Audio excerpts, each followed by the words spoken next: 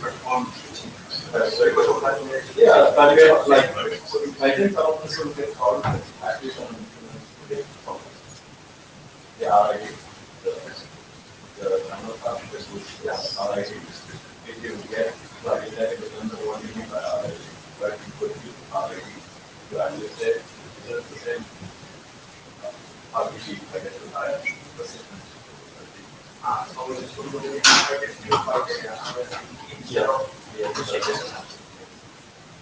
Because right now, no one so we have quite a lot of things that are building blocks, but not everything is implemented. It's bad. Is it coding here? Is it coding? No. So yeah, it was really like this. And that's why. That's why I said I'm more interested in because right now, Word does not make any million on or actually, it probably says like you cannot rewrite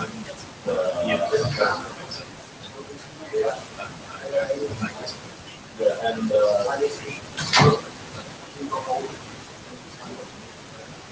no, but one is that, and second is the way you can define less so you can do anyway, including the way so it depends on like what Google and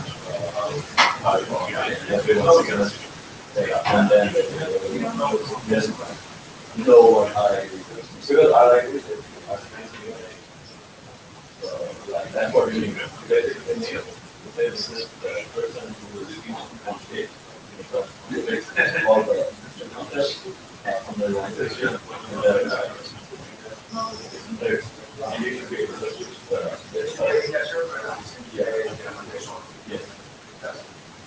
so then you just say everyone the small one, small two, small three, small whatever. Basically, whenever we have that coming is my opinion. But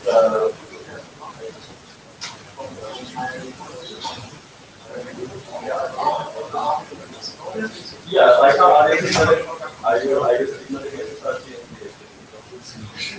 yeah, okay, but like the stuff the plan with people unified plan is not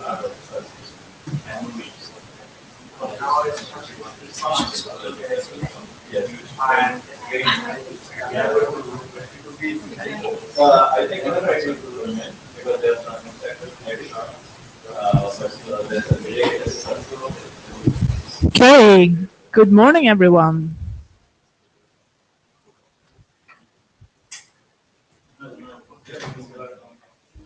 I think we are getting ready to start, so welcome to the RMCAT session. So I'm Anna Brunström. My co-chair Colin Perkins is sending the blue sheets around, so please fill those out. You have all seen the note well, I hope, so take care. It applies, of course, to this meeting as well. Administrative points. Do we have a note taker? Volunteer note taker.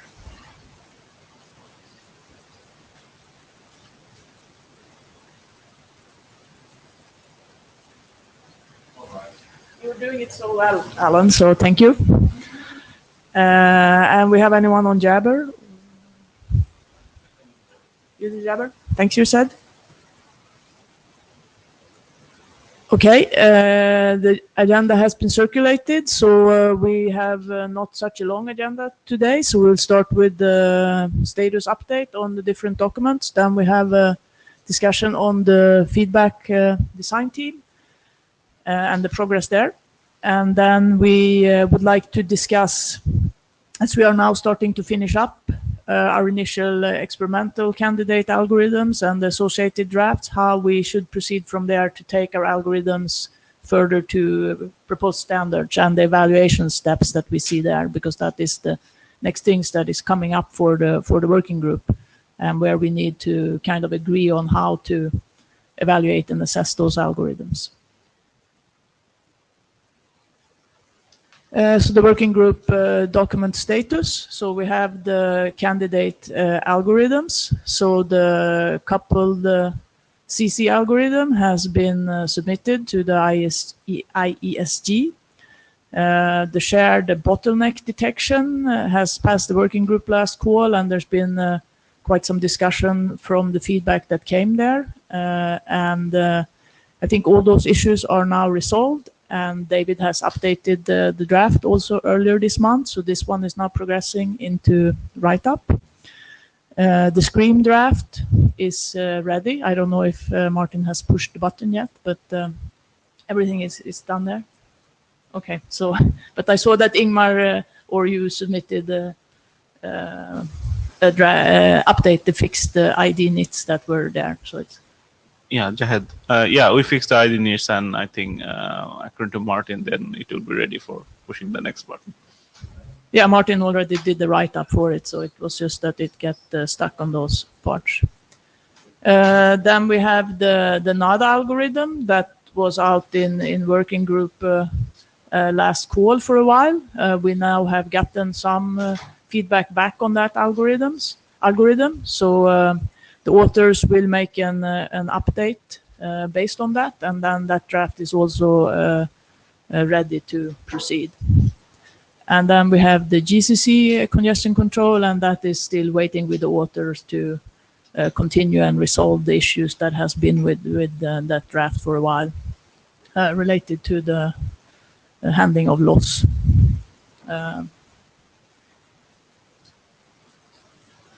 Our requirements draft is still stuck, waiting in the editor's queue.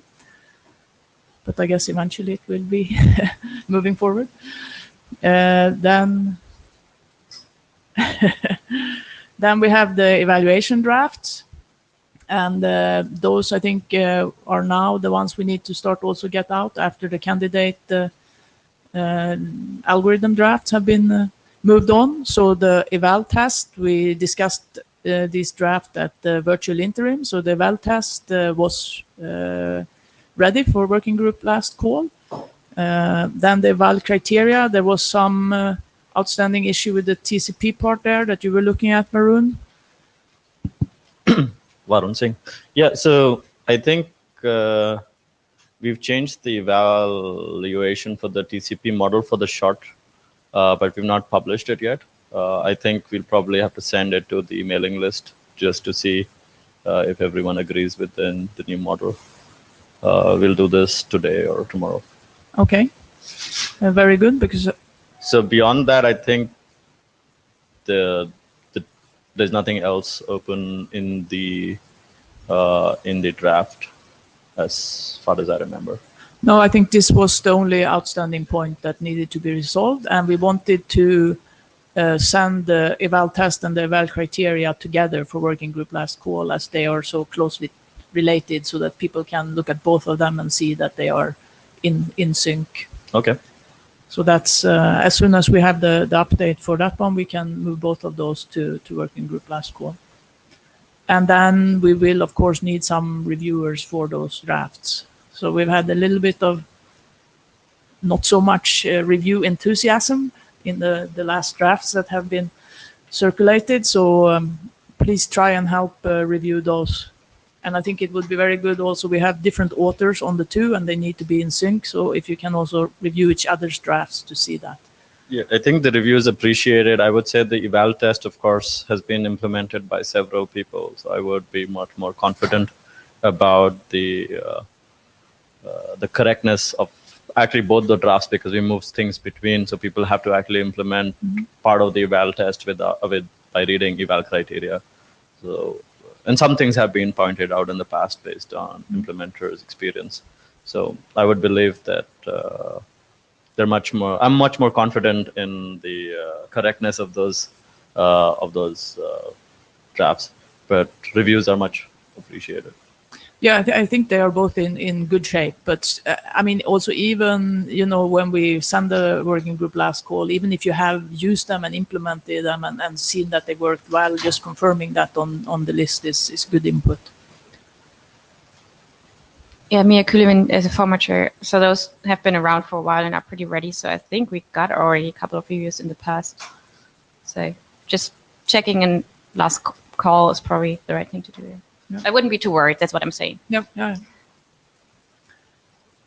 Then we have the wireless tests, and this one there are also no open issues in the draft as far as we have determined, but that one has not been used as extensively. So I think there we're looking for reviews and also for people to try it out and use it.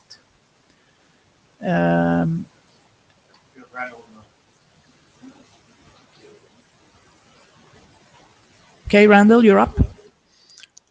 Hi, not sure if you can see me, but it doesn't matter. The Randall Jessup Mozilla might be good. There's one person might be good to try to look at the wireless tests. That was the person who presented at the ICCRG about the improved lower latency wireless paper. He has some relevant experience. If we can get him to look at it, that might be very useful. Okay. I assume he's talking about the AQM stuff from Tokyo, right? Yeah. I can certainly check with you. Yes, and the last draft on the evaluation part is the video traffic model, and this one is also no known updates waiting from the author, so this one is also ready for review and should then be fairly close to working group last code. From Jabber, Sergio Mena, one of the author of this draft, is saying he believes this is ready for working with last code. And now you're talking about the video traffic model? Video traffic model. Okay. There is a new version, I guess, pushed out. Yes, it was updated since we had the interim. Yeah.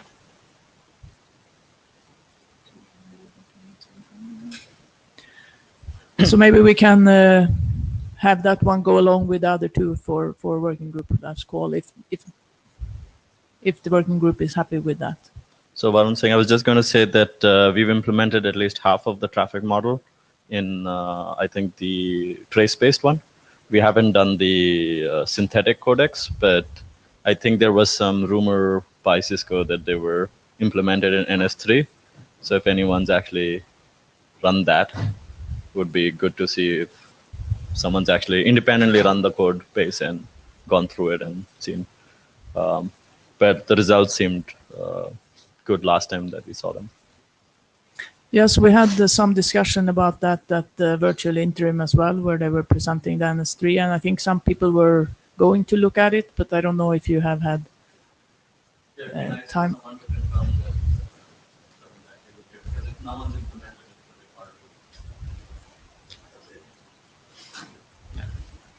So as I said, like the second part of the draft we've implemented, so we're confident that it kind of works as we expect it to. The first one, it's not been independently been verified.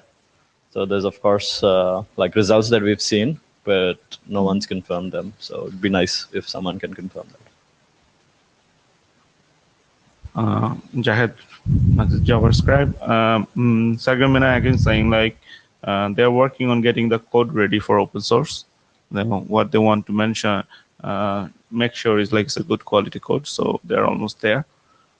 So the code might be getting open source pretty soon, so people can try. I think he's talking about, he's referring to this NS3 part. Because I believe this traffic model is already open source. I think so. But it would be nice to get the NS3 because then we can satisfy. Yeah. Yeah, he says in 3-4 weeks, you get it.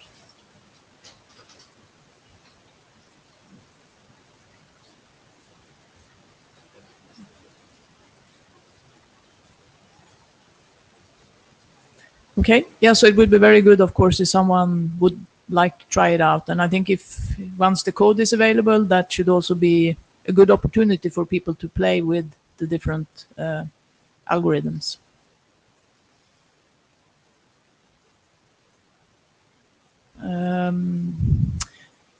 Then we have some draft related to interfaces. We have the CC codec interaction, and we also have the individual framework draft. So we put this up for discussion later, how we should bring these documents forward and how we actually should structure the work around this, because we started with some documents, then the framework document was kind of asked for, but then we were working on the algorithms and the feedback. So this work kind of stalled a little bit, but now that the other things are moving out, we should revisit this and see, do we need to start with the framework document to have that and then see what we want to fill in, or do we need, what is actually the relationship between these documents, because this has been moving around a little bit.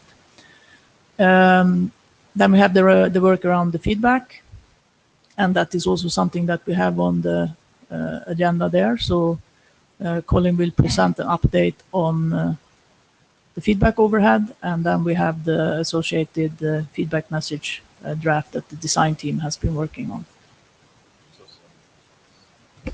And the feedback message draft is also on the agenda for AVT Core on Friday. Yes.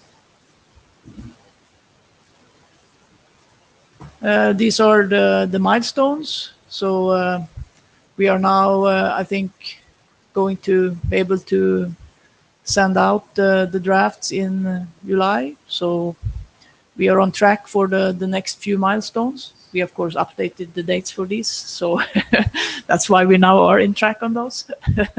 And then at the discussion at the end, we will get back to the other milestones and how to approach the work around the evaluations of the algorithms now that we have the candidates, because our next milestones are several milestones related to that, actually.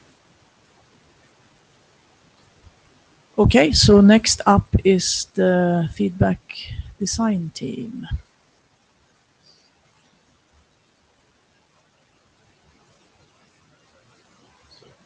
Zahid, do you want to say anything as introductory remarks? A sort of status update?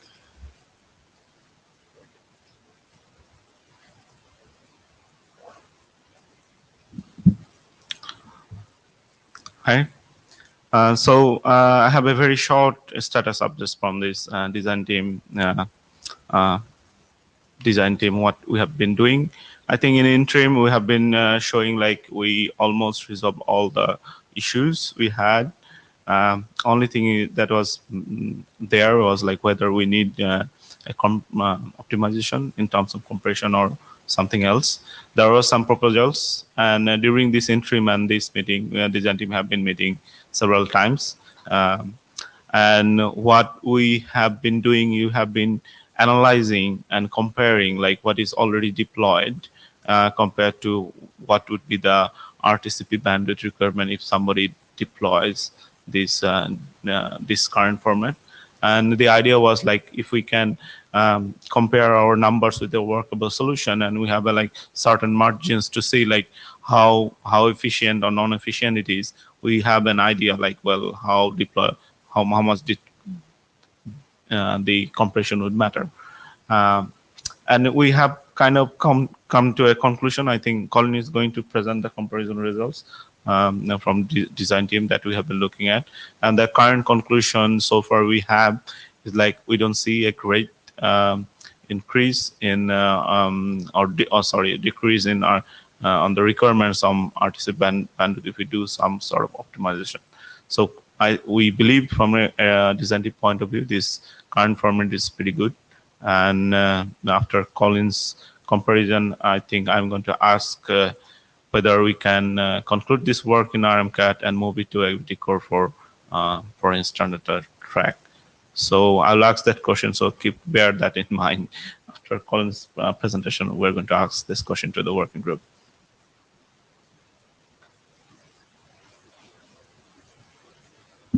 Okay, thank you, Zahid. Okay, so I'm Colin Perkins. I'm speaking from the floor mic, so not as a chair, as a design team member.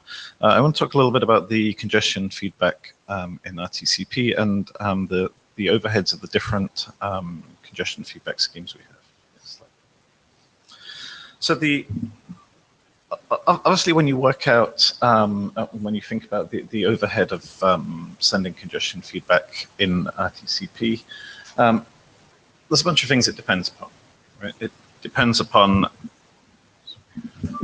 how often you want to send the feedback. It depends on what information you're feeding back, what type of feedback is needed, how you're formatting that information, whether it's being sent as a compound or a non-compound packet, how many media streams you're sending, and so on. We've got two approaches to sending this feedback, which I've considered. We've got the design team feedback, which is what I presented in, I think it was the Seoul meeting. I went through the details of that. And I also just did an analysis of the overheads of using the mechanism Google has been using, or one of the two mechanisms Google have been using in the RMCAT transport-wide congestion control extensions, which I think was presented here a year or two back. Yeah. Okay, so we looked at two scenarios. The first one is voice over IP. Second one is a two-party video conference. So beginning talking about the voice over IP, we've got a two-party VoIP call. So you have two SSRCs in the session, each participant sending and receiving audio, no video flows or anything like that. We're sending speech frames every TF seconds. Usually that will be every 20 milliseconds. And we want to send a congestion feedback every NR frames. And we can tune how often we want to send the congestion feedback based on how much overhead we're willing to accept and how quickly we want the feedback. As a result of that, you want a reporting interval, which is the framing interval times the number, how many frames you want, how often you want the feedback. And you can send the congestion feedback either in the regular compound RTCP packets along with the sender reports and the SDES, or you can use a non-compound packet and send it in between the regularly scheduled packets. And we're sending N sub NC non-compound packets between every compound packet. And we see that's a parameter in the analysis later. The format of the packet, which looking at the format Stefan has proposed, the format of the feedback packet looks like this. You'll see there's a fixed header with some SSRCs, base sequence numbers, packet counts, reference times, and so on. There's then a block of what's labeled as packet chunks, and then a block of what's labeled as received deltas. The packet chunks are either just a bit vector of, this packet was received, this one wasn't, or they're RLE encoded if you have long runs of received or lost. And the received deltas are just timestamp deltas relative to the reference time, and they can be either 1 or 2 bytes. Obviously, the size of this packet varies depending on how many other packets you're sending feedback upon, and it varies depending on the loss patterns, because you've got a loss RLE or a bitmap, and you can choose whether to send that as an RLE or a bitmap, and the overheads will vary. If you're only sending a single stream, this works. If you're sending multiple RTP streams, it's designed as what's called a transport-wide sequence number, so it relies on putting an additional sequence number in an RTP header extension, and they then send one feedback packet from one SSRC, which reports on those additional sequence numbers. And there are a bunch of issues about how that fits within RTP in general, which I'm not going to talk about. I'm just going to talk about the overheads. But for the voice over IP case, you don't need this header extension. You can just use the regular RTP sequence numbers. So what you end up sending with this system, what the Google implementation sends, as I understand it, you have compound packets which comprise the UDP, IP headers, a sender report, and a source description packet.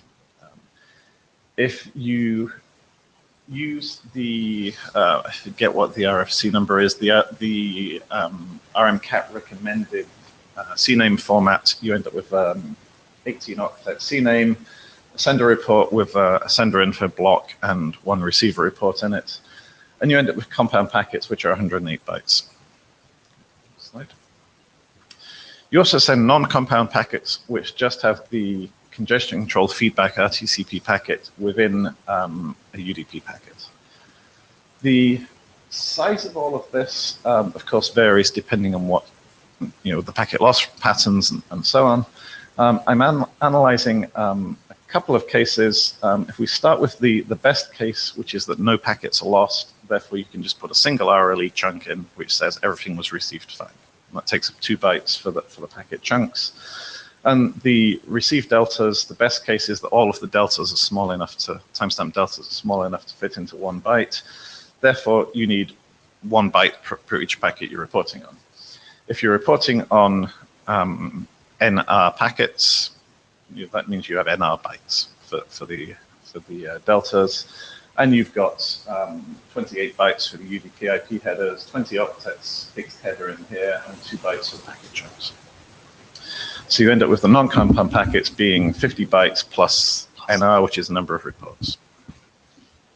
Clarify. Varun Singh from clarifying question. So the CC feedback's not sent with the compound packet. The Google implementation doesn't, as far as I understand it, doesn't send it with the compound packets. But they could. But they could, yeah. And for the analysis of both the proposals, do you send the CC feedback only with the non-compound? Yeah, I'm doing the analysis this way with the CC feedback. For the Google proposal being sent only with the non-compound, the design team proposal, I'm sending it with the compounds as well. Okay. Yeah, just to match what, as I understand it, the Google implementation does. Yeah. And if I've got that wrong, I'm sure, I don't know if they're on the thing, but I'm sure Stefan will correct me by email if he's not on the meetup here. Okay, so you're sending some compound packets. Between them, you're sending some number of non-compound packets. You can work out the average RTCP packet size in a fairly straightforward way, plugging in the number of non-compound packets being sent just by averaging out the size of the compound and non-compound packets. If you troll your way through RFC 3550, you find that the expression for the reporting interval reduces to the number of participants, number of SSRCs times the size of the RTCP packets divided by the RTCP bandwidth. You plug in the size of the average size of the packets based on the size of the compound and non-compound packets. You decide you want the RTCP reporting interval to be framing interval times number of packets you're reporting on. Do some algebra, and you end up with this expression for the RTCP bandwidth. And the RMCAT CC feedback draft walks through that in a bit more detail. And this is exactly the same thing as I presented at the Seoul meeting. I'm just going to be plugging in different numbers for the size of the compound and non-compound packets. So, if you take the Google proposal, Stefan's proposal, what this chart is showing is if you're sending, for example, audio where you're sending a packet every 20 milliseconds and you want to report on every second frame, then in order to do that, you need an RTCP bandwidth of 42.2 kilobits per second. Assuming this feedback format and assuming the best case where you've got the best case, the smallest feedback packets. As you increase the number of frames on which you're reporting, you report less often, then the RTCP bandwidth goes down. Similarly, if you're increasing the size of the packets, again, the RTCP bandwidth goes down. And in the best case, you can get down to 1.8 kilobits per second. This number, so ignore that number. But in the best case, you're sending 1 RTCP packet per second for 1.8 kilobits per second of RTCP. Which is a pretty good overhead.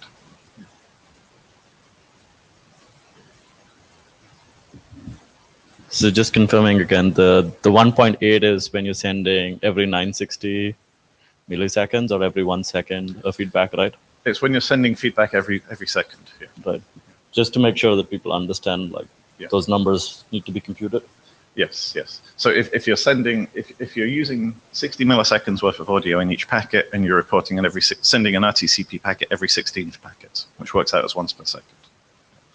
And if you want to report faster, or if you want to have smaller packets and lower latency, then your overhead goes up. The faster you report, the more overhead you have. That helps, obviously. Yeah. And yeah, I apologize, I missed updating some of these numbers, but the tables are right. Yes. You'll see these match the old table I presented in Seoul. I updated the slides and missed some.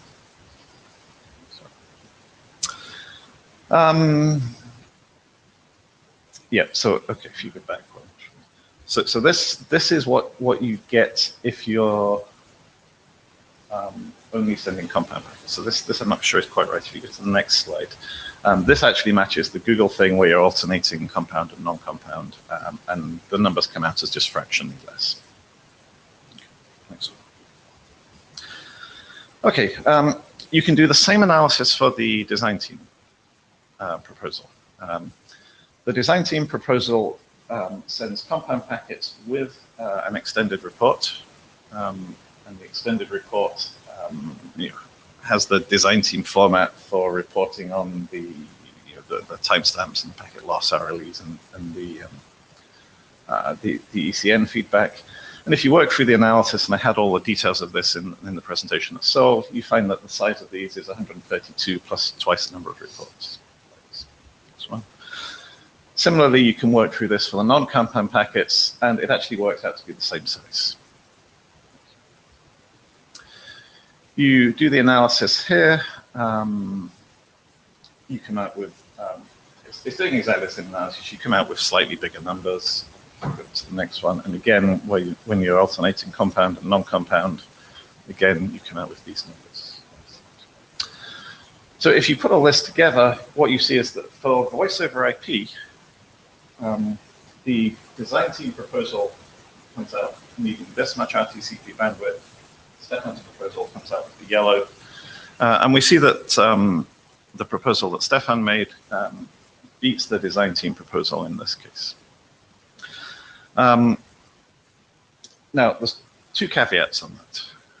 One is that Stefan's proposal is not reporting on ECN feedback, whereas the design team proposal is. So we're sending more information, so we can expect to have slightly higher overhead. The other is that I've made best case assumptions for the size of the packets. However, even if you make the worst case assumptions, and I did do this analysis, although I haven't put it on the slides, it still wins out, although not by as much. So for the voice over IP case, Stefan's proposal does win, but reports on slightly less information. Stefan's proposal also requires the header extension and the media. Not for this case, because there's only one stream. Oh. It does for the video conference case.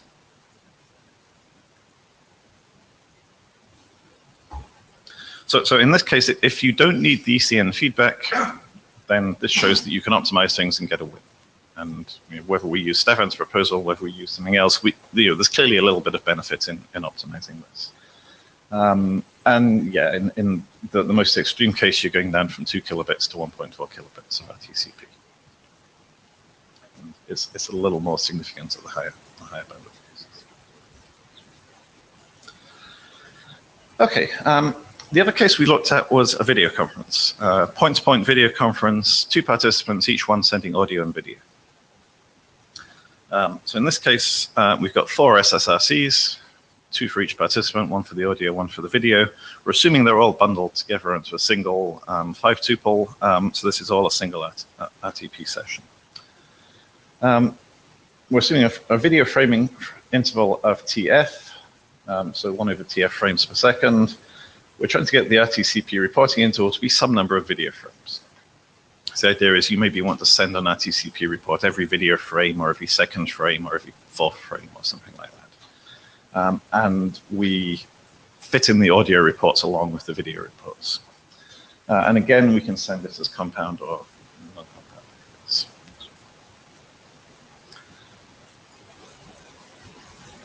Okay, so quickly walk through the design team proposal, which we had last time, and then I'll go on to what we got with Stefan's proposal. So for the design team proposal, we've got 2 SSRCs. Therefore, we need to aggregate the feedback into a single packet. We're assuming we're using the reporting groups extension to reduce the overheads of doing that. We're assuming we're using all of the various optimizations. You can have one SSRC as the designated reporting source and avoid having to send each of the reception quality reports twice. And there's a draft which is in the RFC editor queue that describes how to do that. And everything is aggregated, so it doesn't matter whether it's the audio or the video source, which is chosen as the reporting source. Next slide. The non-reporting source in this case ends up being an empty sender report because it's delegated it to the other SSRC. CNAME and the report, the grouping optimization header. And assuming an RFC 1722 style CNAME, you end up with 28 bytes for the SDS packet. The reporting source ends up as having a sender report with 2 report blocks, one for each of the audio and video SSRCs. It has an SDS packet with a CNAME and the reporting group identifier, and it has the XR block, which contains the congestion feedback.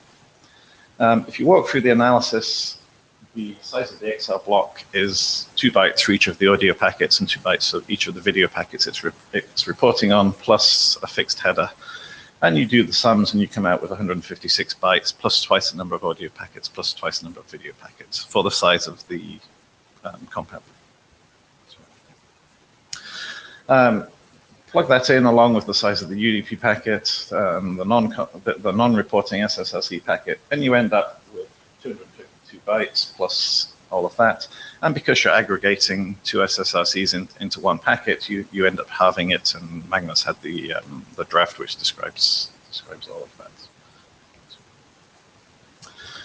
Okay, we're then making a couple of assumptions. We're assuming everything is constant rate video because otherwise the analysis is not practical. We're assuming all the frames are equal size, so we're just chopping up the bit rate into equal size packets. Audio is assumed at being sent at 50 packets per second, 1500 byte video packets.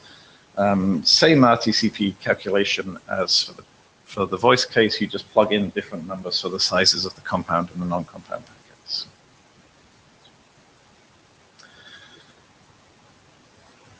Okay, and what you get, and this is a little tricky to see what this slide means. I've worked with a set of different media rates.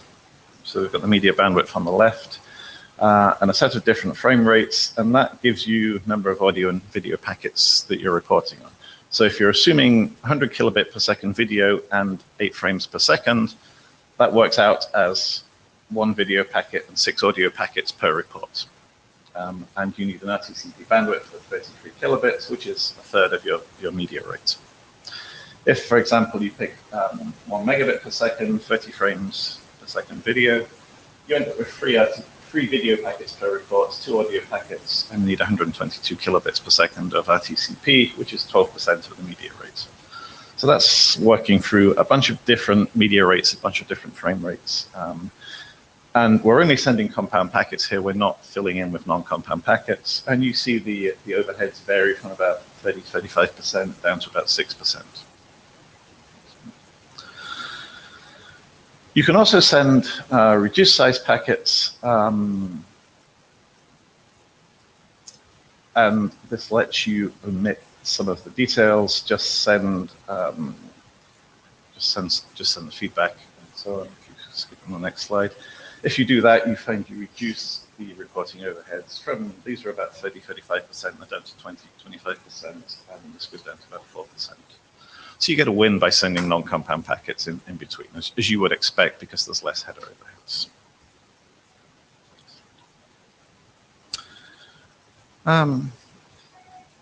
Okay, next one.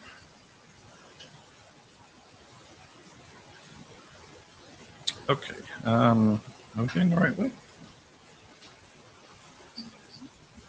Oh, keep going. Okay. Right. Okay, let's go back a couple lines. Losing track of where I am. The colors are disappearing. Go back. Okay, so this. Am I doing this right? sure I've done this quite right. Anyway, let's keep going. Yeah, a little lost.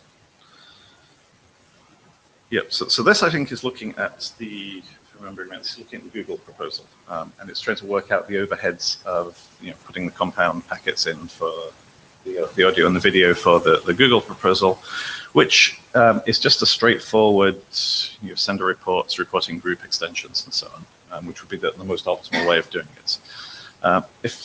If I understand right, this is not quite what the Google implementation does. I think they do something slightly different, but I think this is actually lower overhead than what they're doing, and it matches what the design team proposal is to do for the compound packets. If you get to the next one, sorry, and you end up with 220 bytes, and you halve it because of the aggregation. The Google proposal also for that sends non-compound packets. So the compound packets are just regular packets, and they then send non-compound packets that have the congestion control feedback in them, and that's the only congestion control feedback it sends. The non-compound packets here, we're assuming, again, if we start with assuming the best case, so there's no packet loss, the deltas will fit into 1 byte. You end up with the non-compound congestion feedback packets being 50 bytes header plus the number of audio packets plus the number of video packets you're reporting in the best case. And that's the NA and the NV come from the receive timestamp deltas, and then it's a 48 bytes header plus 2 bytes for the loss error. And it sends a single feedback packet which reports on all of the SSRCs. So you put those numbers in with the Google proposal, and you come out with these RTCP bandwidth requirements. And again, we're assuming the best case timings, and we're currently excluding the overheads of the required RTP header extension. Next slide. If you assume the worst case, so the worst case, we're assuming the packet loss is unpredictable, so you need to send a bit vector rather than the RLEs, and we're assuming the timing variation is large enough that you need 2 bytes per packet for each one. So that's the best case and the worst case. You come out with a slightly different expression. You need to round up. You take the number of audio video packets, divide by 7, because you can fit 7 into each 2 byte chunk, round that up for the worst case, twice the number of audio video packets for the received deltas. Next slide. And you plug the numbers in, and you come out with, as you would expect, slightly higher overheads. Next. Okay. So to compare them all, if you just look at the RTCP overhead, the design team proposal comes out with the blue column. The Google proposal comes out between these 2 yellow columns, depending if you make best or worst case assumptions. And looking at this, it looks like the Google proposal wins out. Next slide. However, the Google proposal also needs an RTP header extension, because it needs this transport wide sequence number. And that takes up 8 bytes per packet for the header extension. If you include the overhead of that header extension and you add it in, you see this result coming out. And what we actually end up with is that the design team proposal slightly wins out in most, but not quite all cases. And it all depends on exactly how many RTP packets are in each report, and et cetera, et cetera. But we do end up with a general slight win for the design team proposal in this case. So, what we've done here is compare the performance of the 2 approaches to sending feedback, the design team proposal and the Google proposal. For the voice over IP case, Stefan's proposal, the Google proposal wins out, provided you don't need ECN feedback, because it doesn't send ECN feedback. For video, once you take into account the extra cost of the RTP header extension it requires, Stefan's proposal loses slightly in most cases to the design team proposal, although there are a couple of cases where it wins out. the bandwidth, the RTCP bandwidth for the video, especially for Stefan's proposal, is very dependent on the data rates, the packet loss patterns, exactly how many packets are reported in each case. So you find some cases where it wins out, some cases where it doesn't. The design team proposal also has the advantage that it conveys ECN feedback, whereas Stefan's proposal doesn't, and it's more compatible with the way RTP uses SSRCs. So I think my conclusion is that, in general, given that I think we're mostly interested in the video conferencing and the more we want to be flexible and support a wide range of scenarios, I think the design team proposal is the right way to go, especially if we want to include ECN. Although if we do care about highly optimizing the voice over IP case and don't care about ECN, we can clearly get a win by optimizing things differently. John Max, and I think the design team feedback also, if anybody ever comes up with a multi-point congestion control algorithm, would extend to that naturally, right? Yeah, definitely. And I have to say, one thing I haven't done is simulated a for example, 15-person conference and see what the overheads are there. So there's a bunch of scenarios we haven't looked at here, but for the two simple cases the design team has been considering. I mean, one of the things we had in the Seoul meeting is that there are other savings you can make. I mean, this is making assumptions that you're sending 18 bytes, so 16-byte R group identifiers and 16-byte C names and that sort of thing. And you can certainly send smaller identifiers in some of those cases, and you can get wins in that way. And you can play with the number of non-compound versus compound packets and that sort of thing. So there are other optimizations you can make. Okay, that's all I have. Any more questions or comments?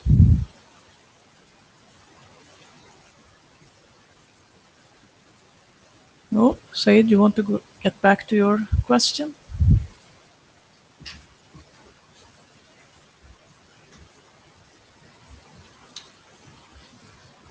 Yeah, Jahid again. So as I was saying in the beginning, I mean, from design team point of view, we have been doing discussions around it. We have been looking at other factors that has been proposed, like hourly and compression and separate ECN vector. And also we now have compared this with a deployed solution with some of the numbers that Colin mentioned might not be as exactly as how deployed, but I think we have included the numbers. That's not like it's a bit bigger than what is there.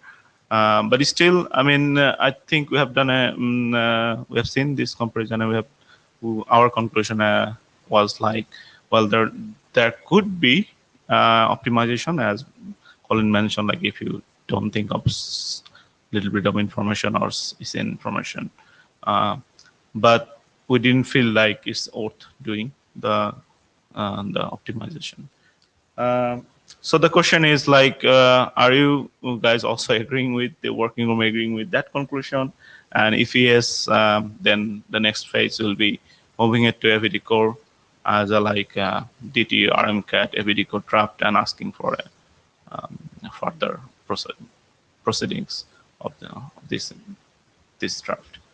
So any comments on that one? And I also heard like somebody has implemented this thing that is works for interoperability. That's like good to hear.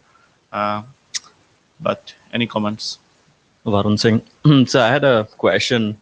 Given that could you go back to the VoIP scenario where you compare the two proposals? VoIP scenario, right? Yeah.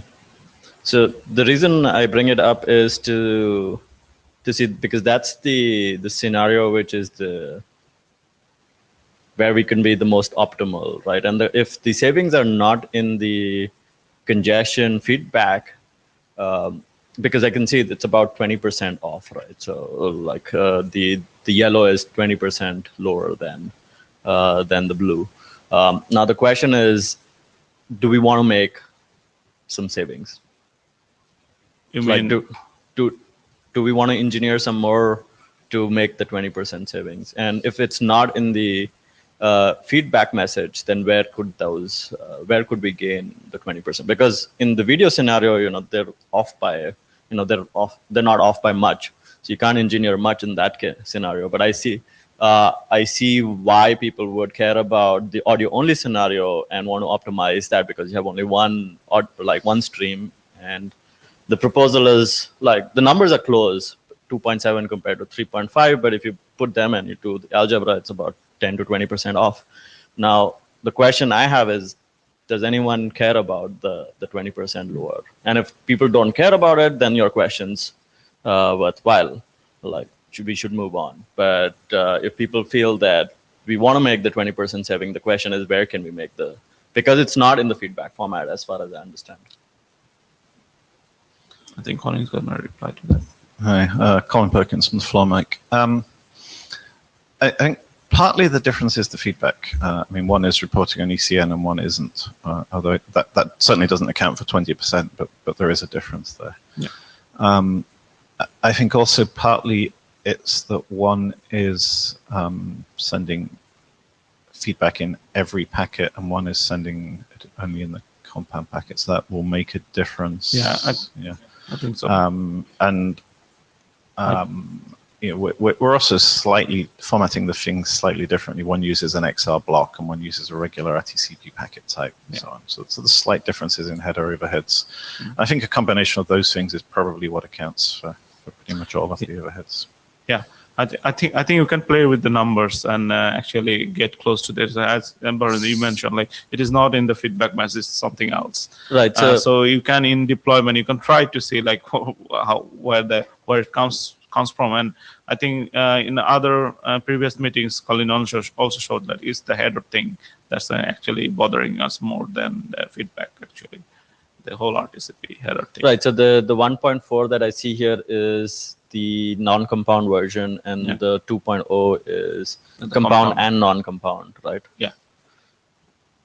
So it's a bit. It's apple and oranges, but we know the. But this is like compound. I mean, you can. I think you can play with this non-compound compound combination. You can get like pretty close figures here as well. But we wanted to. I think the Colin's point. I want to show that like this is the case might be there, and this is not that far off. So my question was just to confirm that people understand that the 20% is there, and if they are willing to live with it. Yeah, I mean we can do things like changing the XR block into a regular RTCP packet for reports, for example, and save like 4 bytes or something, which probably accounts for most of the overheads. Sure. Yeah. So Jonathan Lennox again. Sorry.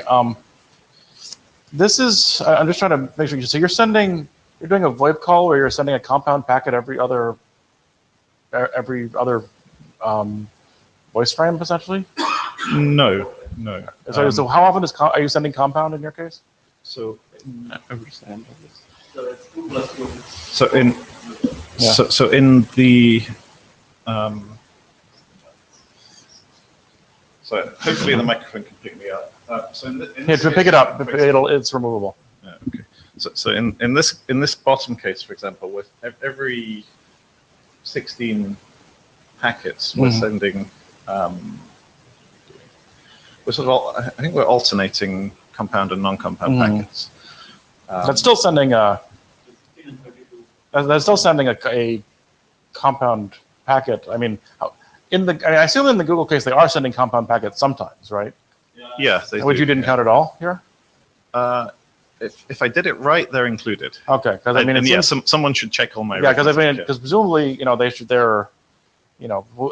they feel like it's further, they don't need to send compound packets more than every whatever interval they're doing. So then presumably they're not pulling that completely out of nowhere. So no, sure. Yeah. And it just feels to me like you're sending compound packets more frequently than you need to, which hurts your numbers here.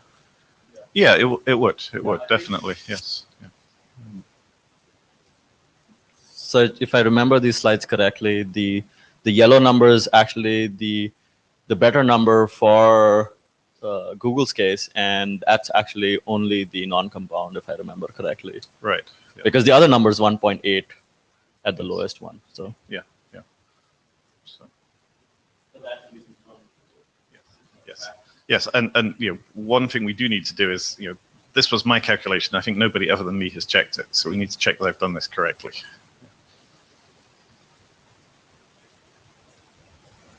So I mean, I'm not hearing like people are super sad about this, but what I am hearing, like, we can do engineering around it to actually make the difference. And these figures are the slide.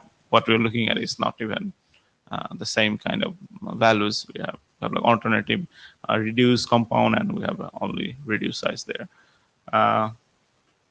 So, Vernon, you have more? yeah, I was just going to ask, are we going to document, so just going back to what Jonathan said before, are we going to document strategies on, because you could do a lot more savings by not doing just doing non-compound or dithering the compound packets further apart and putting more non-compound. Because once this draft moves to ABT core, I guess it would need to come back once in a while to be discussed here. But some of these strategies might impact congestion control algorithms. So before we give ABT core the thing, do we want to document like what the instructions from the candidate algorithms are for? Yeah, I think in design team we discussed this actually, Okay. and we decided like, okay, we can have a guideline for how to use this. I mean, there are other things that was on the discussion, like adaptiveness of RTCP, feedback, and all these things. And so the decision was like, okay, we'll have the packet format. The design team will be there. We'll be producing this as a just and packet format, and go to the AVD and publish it. And then if design team continues doing this adaptive thing or the guideline thing, design team can produce another document. So that's a separate document? Yeah, that's a separate document, I guess. Because otherwise it will be overcomplicated and it's not going further then, because those are the more complicated thing and that people need to agree and do some more experiments. So I believe it's better to be a separate thing than this one. So Magnus Westland, I haven't participated in the design team, but I mean, from my perspective, I don't see those bitrate differences that significant. And I mean, you can tweak more, I think, in the space we've been talking about, how often you send compound, etc. There are, I think, but the important thing here is, I think, is to have a structure which aligns with RTCP as well, normal RTCP use. So any future extensions in other dimensions also be able to hook on to your on those non-compound packets, etc. when you need it, etc. And so I would expect that when you write this as a packet extension, you actually need to, in AVT core, you probably need to at least discuss a bit of where it's transmitted, etc. and because of its intended use. So I think you're going to get to go into part of discussion, maybe just on guidelines level, but about how you use it for being reasonably efficient. So. Agnes said what I wanted to say. Hi, Colin Perkins from FlowMake. So, I mean, we have the RMCAT CC feedback draft, yes. Which currently just works through this analysis, or an earlier version of this analysis. In some ways, I think it would probably make sense to put the discussion about how you tune TCP and how you use the packet format into that draft rather than into the draft that just documents the format, especially since that's an RMCAT and the other one will likely draft and the other one will likely end up as an AVT draft.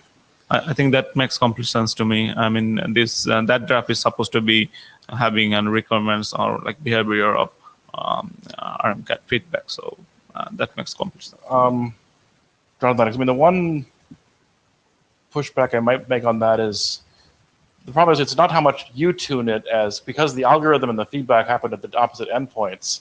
If an algorithm needs something specific about the feedback, it's going to need to be negotiated.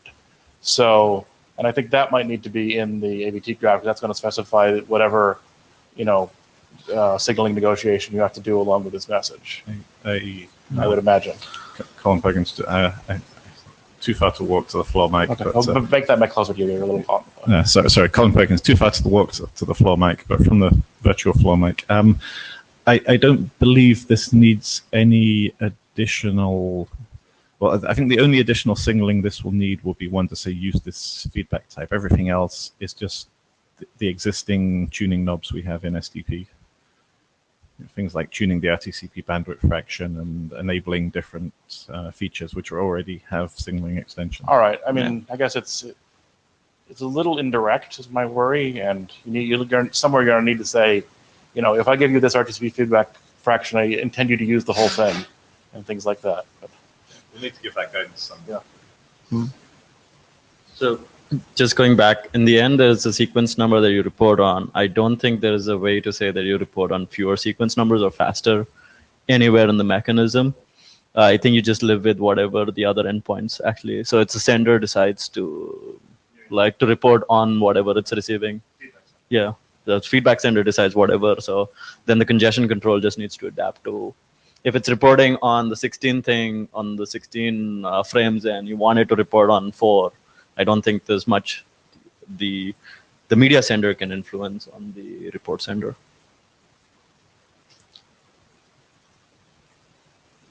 So then my question to the chairs, shall we take a hum on agreeing on we're done with this and we want to move forward to AVT core for further processing of this draft, or? Yeah, we can do that. I mean, impression is that we have some discussion, but most people seem okay with the proposal. But to formalize it, let's take a hum on it. So if you are the question is going to be if you're in favor to move the document forward to AVT core, it's a yes for the first hum, and then if you're against moving it forward in the second hum. So first, if you are in favor of moving the document forward to AVT core, please hum now. And for the record, that was a pretty good supporting hum. And if you have objections for moving the document forward to AVT core and have concerns about it, then please hum now. Okay, and there was no hums against, so I think we're ready to move it. Okay, thank you. So I think that's it. I think then I think the working will also have to decide whether the design team still will work on some of the other things that we discussed, like guidance and all these things. But I think in AVT core it will be again pursued as a RMCAT design team point of view, right? So with the RMCAT design team, we'll again have to do some revisions and to incorporate AVT core things. Yeah, I think, depending on the feedback that is received, yeah, the design team will be the recipient of that feedback in RMCAT, I guess. So, but how do we do? One question I'm really don't know answer. How do you do? We keep the draft in RMCAT and have discussion on AVT core, or do we submit another draft in AVT core? How are we going to do it? Currently this is an individual draft. Yeah, currently this is an individual submission. So, it's on the agenda for AVT core on Friday, and AVT core will decide, I think, if it wants to adopt this as a milestone. And, we're obviously, we can say we'll use the fact that it's currently named draft DT RMCAT does not stop AVT core from saying this will be the basis for draft AVT core feedback message or whatever. Yeah. If it wants to. So, we'll take that up in AVT core. Okay. And my assumption as working group chair is that we will be last calling this in both working groups. I would expect so, yeah. Assuming it's adopted. Yeah. Okay. Then, thanks. Okay, thank you very much to the whole design team for all the work on the feedback, and very good that is progressing.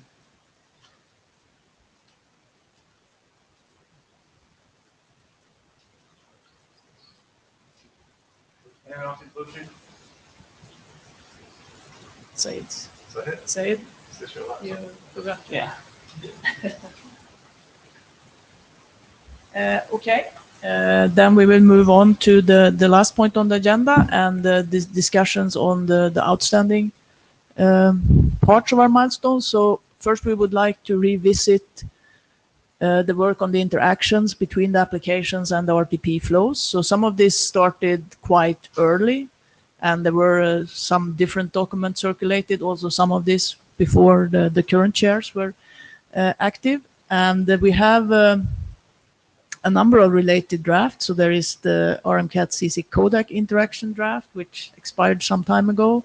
We have the framework draft, which is an individual draft still at the moment, but that came about as a request from the working group, and then an even older draft on RMCAT app interaction. So we would like to ask the working group how you think we should, what documents do we actually need here, and in what order do we need to produce them, because this discussion has been kind of going for a... So I'll start with the last one, because I think the last one got split into CC codec interaction, and the other idea was to keep some part of the app interaction there. I'm not sure if it's been overtaken by events, because I think 2 years have passed in between, and like whatever recommendation RMCAT had wanted to make for the app interactions probably already been done. I don't know if you want to document that still in the interaction between the application and the congestion control. And then the CC codec interaction was the lower bit. So we had a document which was all-inclusive. We split it into two parts. The app interaction, of course, because most of that guidance had to go to W3C. We worked on some of that and made that happen. So there's some set parameters, get parameters that the application can do. The question is, do we still want to document that bit here in a simple document, or just say that it's done somewhere else? So you're saying that the first question really is this still useful or not? Yep. Any opinions on this?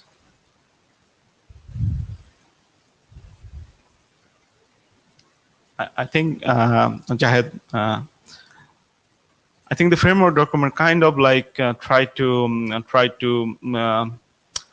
create a ground where the other drafts can see like things are happening, but by doing that, it almost explicitly or implicitly says like what kind of app interaction you're trying to do.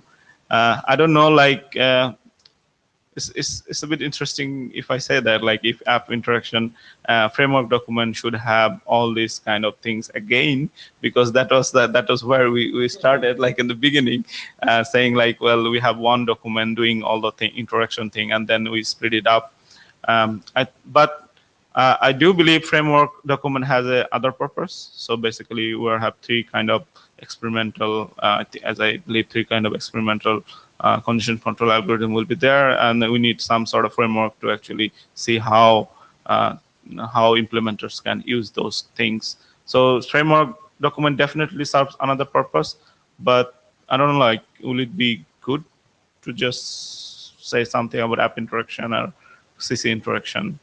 And because there are like modules, like whether this is an app, and then you talk about, and the idea was like when a framework will have the modules of codec and app, then app and CC and app interaction will come and say like, this is how we interact with this framework. Maybe that's it. Maybe we want to work with framework document and see like how much we need to put in the other interaction documents.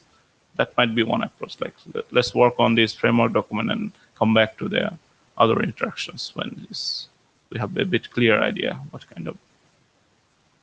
And if the working group really thinks like it is covered on framework, then we can skip on it.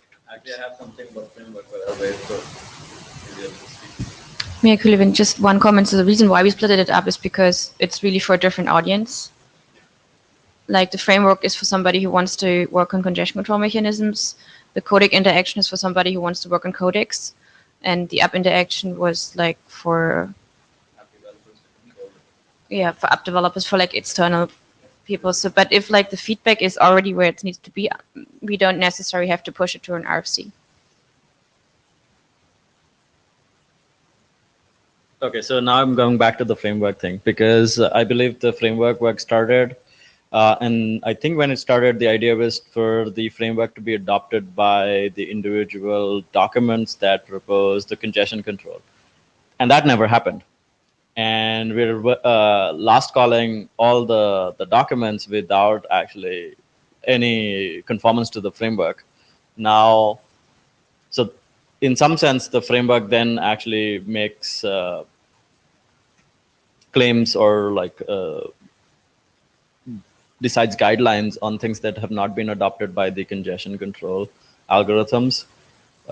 And that's an interesting question, because now we're in a chicken and egg problem, because the framework is there, but no one's actually used it in that exact way. So again, since it's not been used, it's the veracity of the claims made in the document are unsubstantiated. Yeah, Kulevin, and the reason why this didn't happen is because we didn't want to hold the work up any further, right? So I would, as an individual contributor, I would argue for if the group decides to move more than one mechanism forward to propose standards, to also take up the framework document again and make sure that those documents align then. Yeah, so this clearly is an opportunity, right, for the next steps that we need to take. If we now have 3 candidates, and if we now are going to move them to, we don't know the outcome of that process yet, if there will be one, if there will be multiple, or how the evaluations turns out. But if there will be multiple, then it could clearly have a benefit to have some common terminology for the algorithms that we propose. Yeah, I think Maria said what I think we discussed it a bit in around the authors and also with the chairs, like what is the future of this framework if everybody's already going forward with the congestion control. And the idea was like, okay, when it's like going for a standard track, if it happens, this document would really, the final output of RMCAT will conform with this framework. So there is a point of actually working with the framework. I think the framework didn't get adopted last time we presented. I'm now talking as the author of the framework. One of the author of the framework document is like there was some terminology, RTP terminology that was brought by Varun, I guess. But we actually communicated with Varun, and and also in the mailing list, like if anybody has any kind of idea how to solve those issues, we didn't get any, like, I don't think we get any responses on that one. So, I mean, from an author point of view, as we are putting our time on it, and it is an outcome of what working group wanted us to do, I would further think, like, if you want to work on it, adopt this document in the next update. Perhaps we will work with the issues updated and then work on it. So otherwise, I mean, it will lay around as an individual, and then we spend quite a lot of time on fixing all these things, and then might be of no use. Yeah, so this is one reason we wanted to bring it up here, right? So that we can see what path we think we should take. Because I mean, we have an option to now say we have 3 candidates. Now is a good time to work on the framework and see that we agree on terminology. And yeah, whether the other documents are still needed or not. I mean, I think we need someone that find them useful. Otherwise, we should not. So the first one is the most mature of it. So I think we just need to figure out what's missing from that, and maybe even get a round of reviews. I think it was quite ready when the 01 and the 02 were submitted. So I think the first one should move on. The only thing I'm concerned about the framework is that since the 3 documents don't take the terminology or not conformant to framework, I have this feeling that it might be overtaken by events again. Like, you would have a framework document which probably defines everything in a nice way, and then maybe the burden is for the new algorithms that may be proposed later on for experimental. That might be guidance to them to use the framework document, because so that I feel there's work for framework to be done. I'm just afraid that we'll get this thing done and then maybe it'll be overtaken by events and no one's actually going to ever use them. I guess the other question would be whether we should be doing it now or whether we should wait a while till we've got more experience with the candidates and do all of this work, in a year or so's time, maybe when we're thinking about, okay, which candidate should we bring to proposed? So the document's already there. I think there's nothing stopping them, stopping the authors from updating it based on practical experience. Yeah, sure. I mean, the question is, do we just keep it, bumbling along for a while and while we get some experience, or do we try and finish it now? That's a good question. I think the question is, if you're ready to finish it now, then why wouldn't the documents that are already just going out, why wouldn't they make a comment on the framework? I think, it will take some work to finish it up, of course, and we will need to have the agreement between the candidate algorithm authors that this makes sense for the algorithms. So, certainly it's not ready at this point. It is work that would need to be done. Sure, and I understand the overlap between the authors of the proposed algorithms and the framework document. So, assuming they can't work on both of them simultaneously, they probably prefer to work on the algorithms themselves and taking them to completion. But that's what it's an energy question. It's if these documents do not need it, then who are we writing it for? Well, I think that if we are going to push multiple, in the end, if we were going to push multiple algorithms for a proposed standard, then using common set of terminology for the same things would be required, right? Now they are all experimental and in some sense not so aligned, but if we're going to push multiple documents, then I think you could see there is a value for having them consistent. So that was just my concern, and I just want to voice it. So yeah, but at this point we don't know the outcome of that process. So that could be an argument for saying that we keep it around, we can update it, but we don't put the effort on completing that now. When we know more what we think will happen with the candidate algorithms and what to push forward, we also see more what we need in terms of aligning the terminology and the framework for the documents. Regarding the codec interactions, I understood that this was also held up because it should relate to the framework, right? Wasn't this why this work at some point, at least in the discussion, why that stopped? That is at least... No, I don't think so. They were the framework came much later. I think it was the app it was full app interaction, app codec interaction or something like that it was called before. It got split into two documents. All the app stuff got removed from the original document and only the CC codec was kept. I actually do not have any recollection with the framework. Maybe Zahid can, since he is the common author between the two, if he can.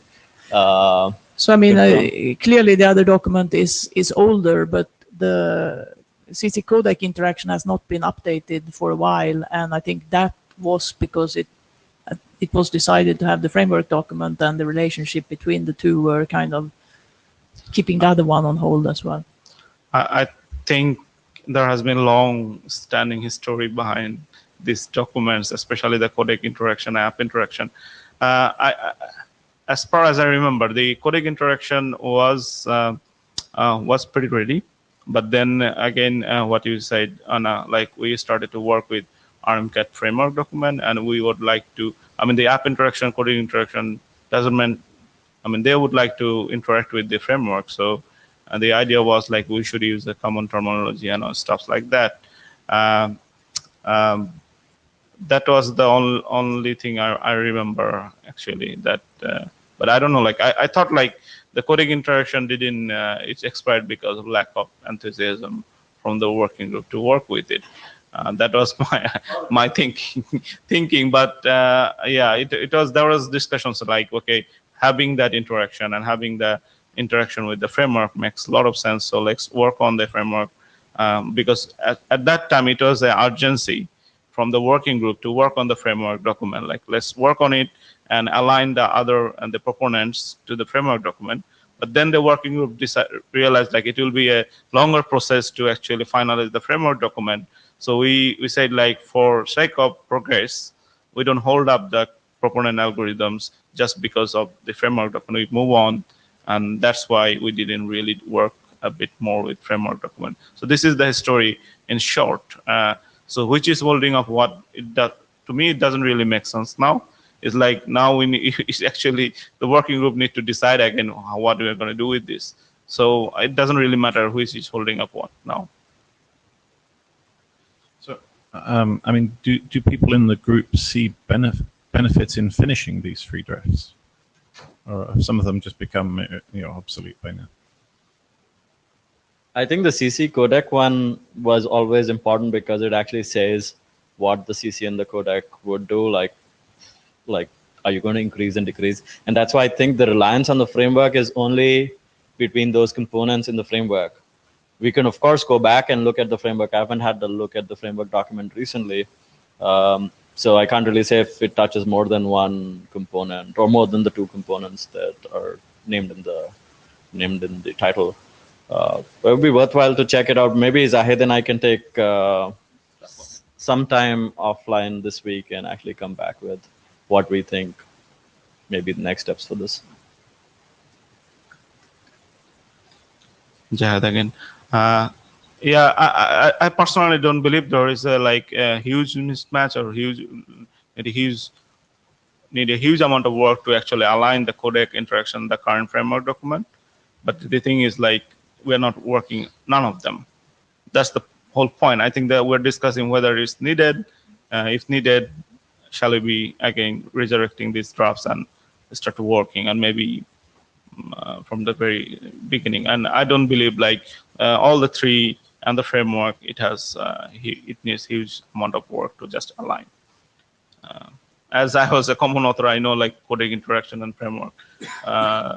It was like we have been thinking about like this alignment from the beginning. I think I remember why we might have stopped it, and that might have been the FEC thing, because that might have been one of the things that the CC codec says that when you have to increase the bit rate, you might want to do it opportunistically or something, and then it probably interacts more with something like an FEC thing as an extra component, which perhaps the framework wants to like have some ideas about. Right. So maybe the point we can take is that maybe Zahid and I and some other folks who are interested in this can actually sit down sometime this week and come back with what we think, and then maybe if there's other people who have opinions, we can get those. Yeah, I mean, if some of you are willing to look at these and come up with a concrete proposal for what to do going forward, that seems reasonable. Obviously, if there's no one willing to do the work in progressing these, then we're not going to go anywhere with them. If people don't see the need enough to do some work, but if you're willing to work on them, sure, and still feel there's a need for them, then yeah, sure, that's. Jahad again, maybe we can ask this question, like there are a couple of implementers here, I see, like they're working with some sort of implementation of this. They can actually say like whether this kind of document is useful for them for implementing already proponent. So that would make quite a lot of sense to me actually to start working on these things. So anybody implementing this condition control algorithm, just come to Mike and say like what they're thinking. I think me equivalent not an implementer, but I also don't think that's very useful because people have an implementation already. So just adopting it to something is just overhead. I think this document is really useful for open the floor to make it easier to develop new mechanisms. Colin, I also think where we really need this is if, as we've said earlier, if we take multiple drafts to propose standard, we need to align terminology and so on. So that's where I think this is going to become more critical.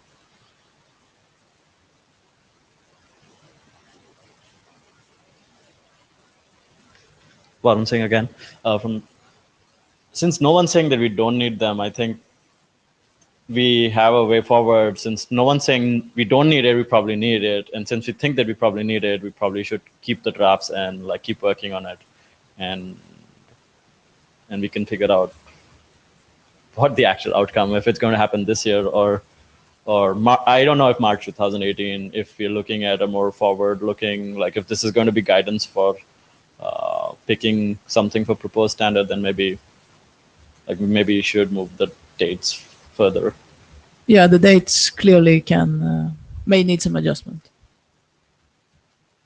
But I think the main question we had was if this is a work that we should push forward now, or if it's something that we should, put on hold for later, or what the feeling from the working group was from the need. But I mean, if, as Colin said, if people are willing to work on it and see that it's useful, then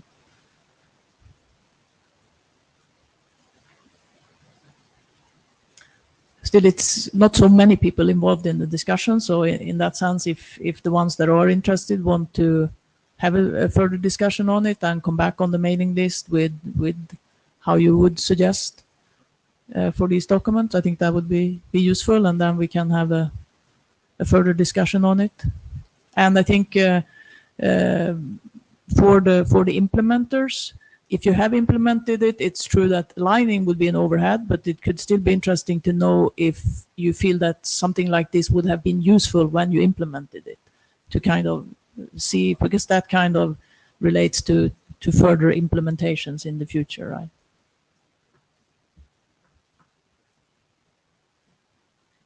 Okay, anyone that wants to add anything on this topic?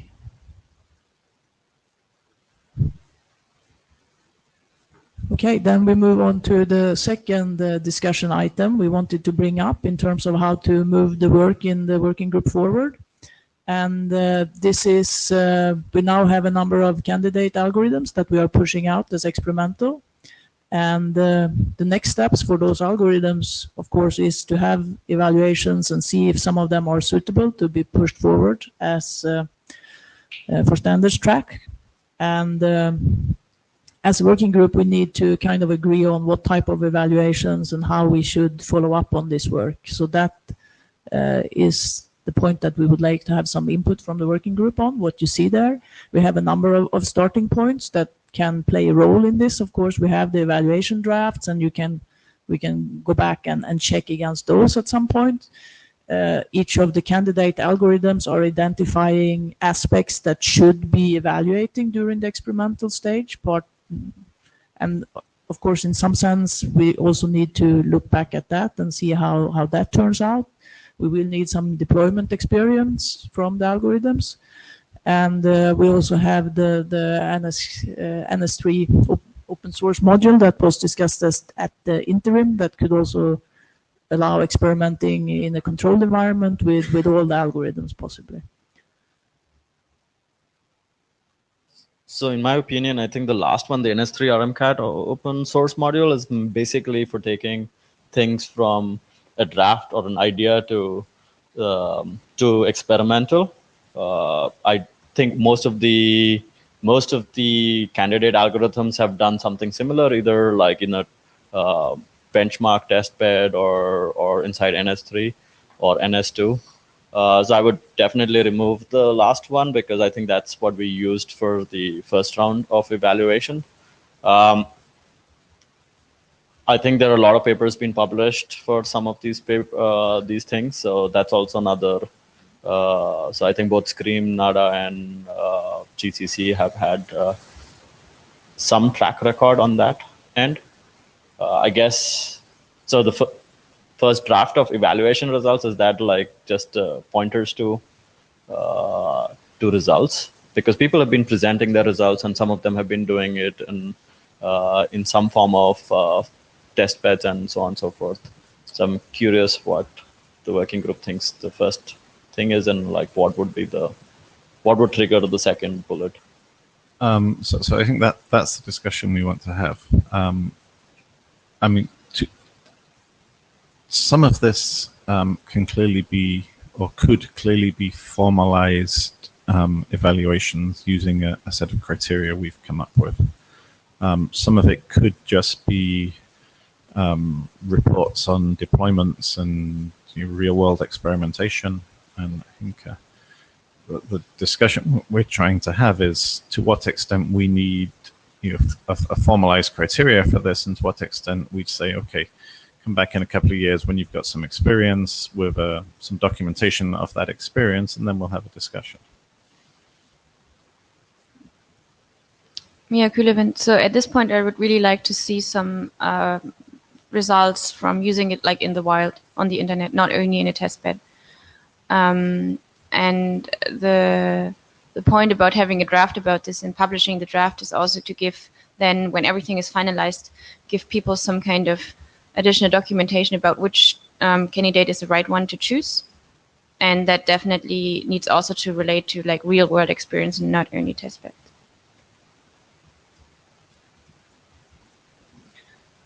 And I think also one thing that would be still interesting is comparisons between the algorithms, because I think a lot of the results are still being done individually for each algorithm, and even if the test scenarios are specified, there may be some differences, so it's not always so easy to compare those results. So I think there is also still room for actually comparing all the three, and maybe also with the common feedback format, and so that is still a space, right?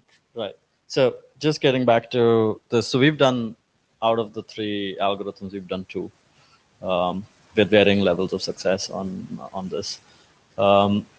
And so I think the thing that I want to like push a little bit more on is like figuring out what the wild means, because it might be too high a bar for some people. If we like setting the bar for what we mean by wild is actually an interesting point to make, because I think Media said like testing it in the wild and setting the bar on what we mean by wild is like an interesting discussion. I think that's more interesting than because if you set the bar too high, then some people might not be able to meet it, and if you set the bar too low, like then we don't have a comparable results. Jahaj is scribing from the Java room. Sergio Mena, it would still be useful to compare the algorithms with the same simulated environment. Yes, that's where NS3 RMCAT is useful. I think he meant NS3 RMCAT implementation, this test case implementation, perhaps.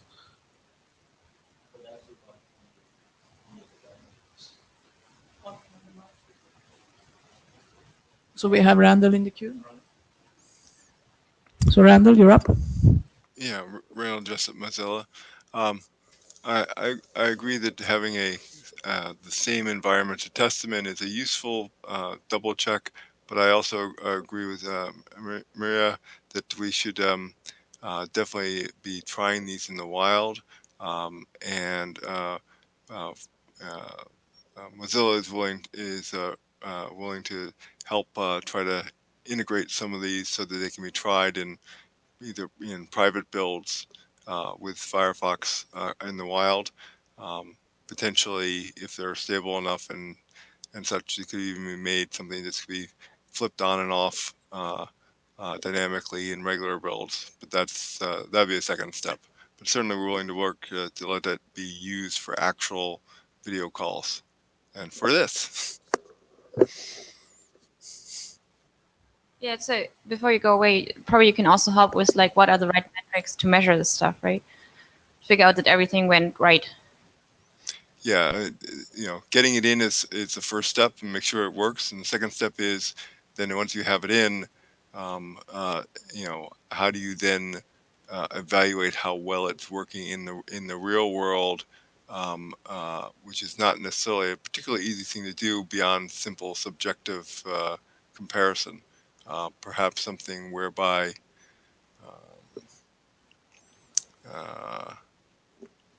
that's an interesting area of discussion. So yes. Yep, thanks.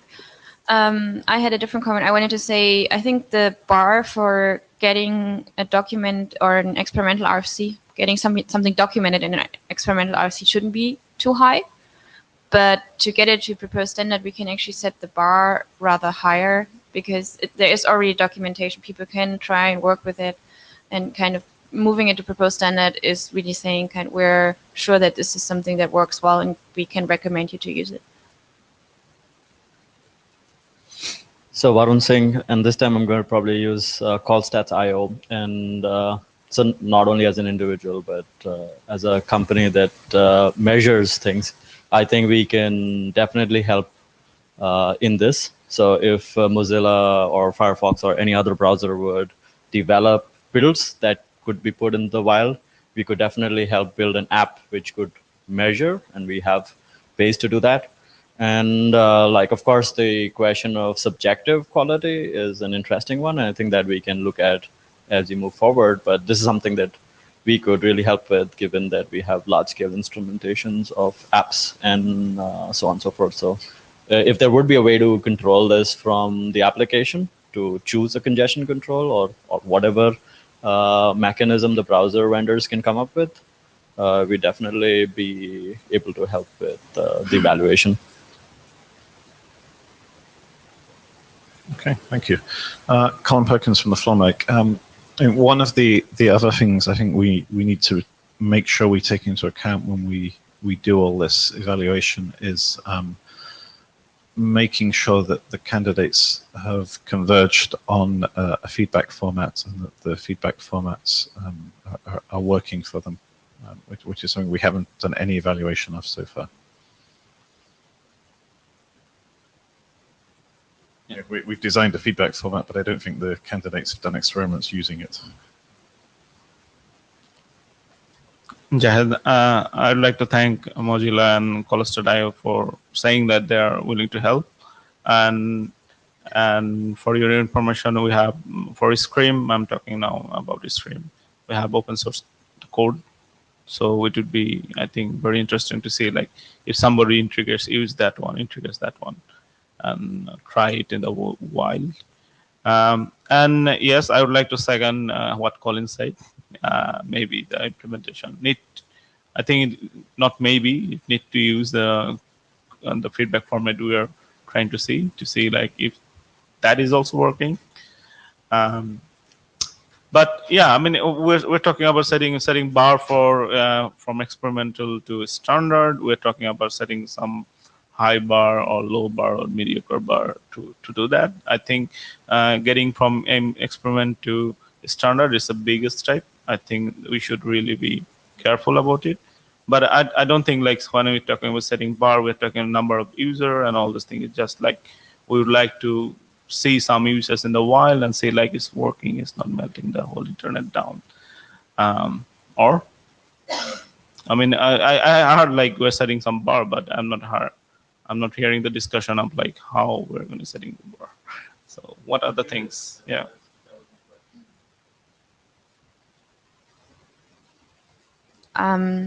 I don't think that the discussion, the discussion of setting a bar is useful right now. Would probably be good to see some first results, and then rather have a discussion about what's the right metrics to track, and then you can actually say this is ready or not ready. I don't think you can make a decision on this right now.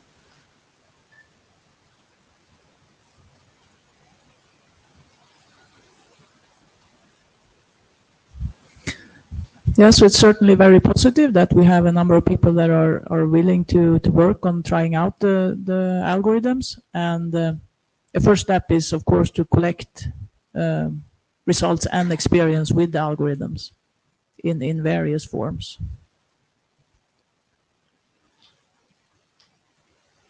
So I had another question, which was, so I think a few years ago we presented FEC-based congestion control.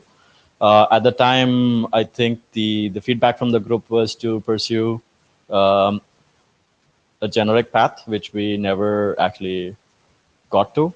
Like, there was not enough excitement with the proponents, and the proponents have moved forward. So I think, just as a pointer, we would be submitting one more experimental draft soon for effect-based congestion control. It will perhaps not be generic. I think we can always have that discussion if we want to keep it generic. We'll probably bring an experimental draft, which we've been working on for the last few years.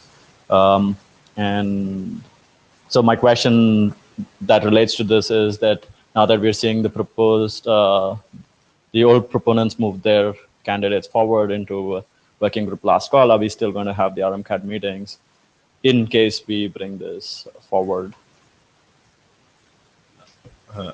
As far as I'm concerned, if we have things to discuss, we can meet. Thank you. And I think it would also be valuable to report back on the experiences in those meetings. So when people, I mean, both if there are new proposals coming, of course, that can be discussed at the meetings, and also if we have experience reports from the algorithms that are deployed, that would also be interesting for the working group to hear about, I think. And with my other hat on, submit your experience report papers to the Applied Networking Research Workshop.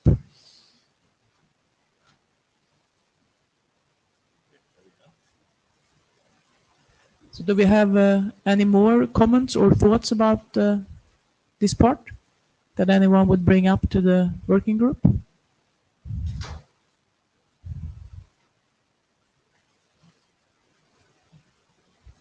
Okay, so then we would encourage people to bring your experiences with algorithms, and if we can get real implementations and real experience, that will be very helpful, of course.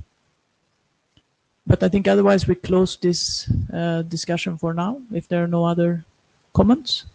And if so, we also close the meeting. So thank you all for attending and for your input. And please also help finish up and review the drafts that we still have in the pipeline. So we still also have some of the old work here to finish up while we talk about the next steps. So thanks all. And the blue sheets. Everyone signed the blue sheets? Otherwise, it's in the back. Okay.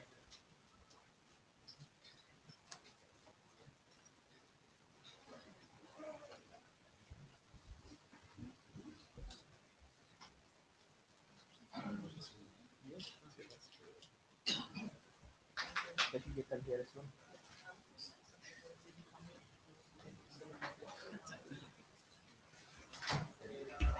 you.